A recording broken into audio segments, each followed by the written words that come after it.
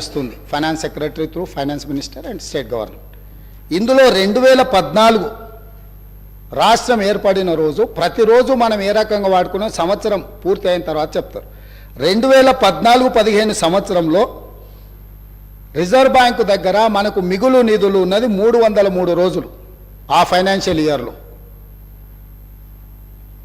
BRS గత ప్రభుత్వము సమర్థవంతమైన ఆర్థిక మంత్రిగా హరీష్ రావు గారు ప్రస్తావన చేస్తూ వారు ఆర్థిక మంత్రిగా ఉన్నప్పుడు 2022-23లో 37 రోజులు మాత్రమే.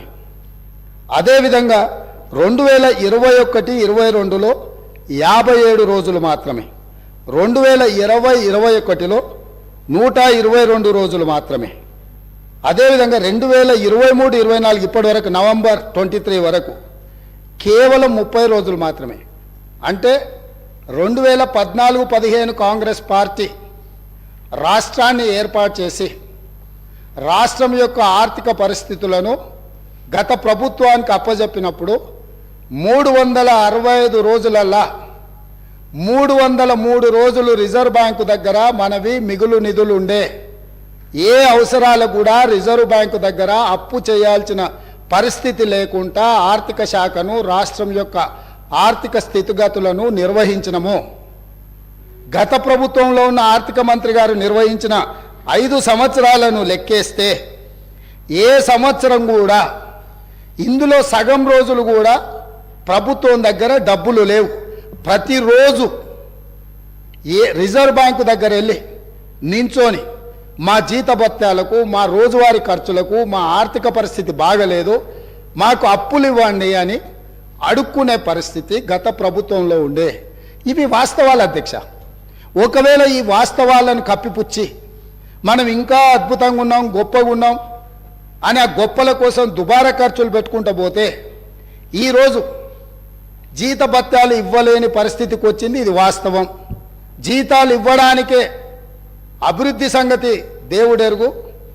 సంక్షేమం గురించి చర్చించాల్సిన అవసరం లేదు.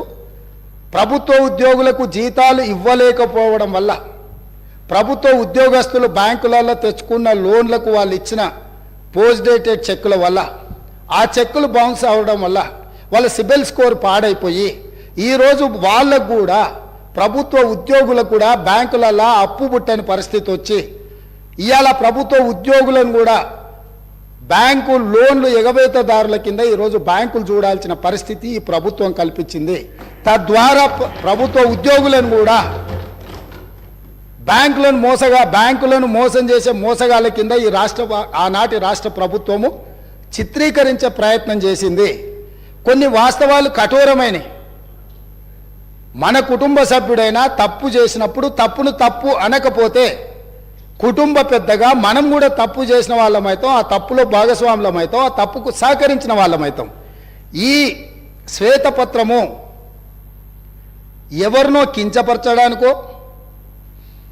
ఎవరినో తక్కువ చేసి చూపించడానికో లేకపోతే మేమేదో రాజకీయంగా ప్రయోజనం పొందడానికో లేదా మేమిచ్చిన ప్రజలకిచ్చిన గ్యారంటీలను ఎగవేయడానికో ఈరోజు ఇది పెట్టలే.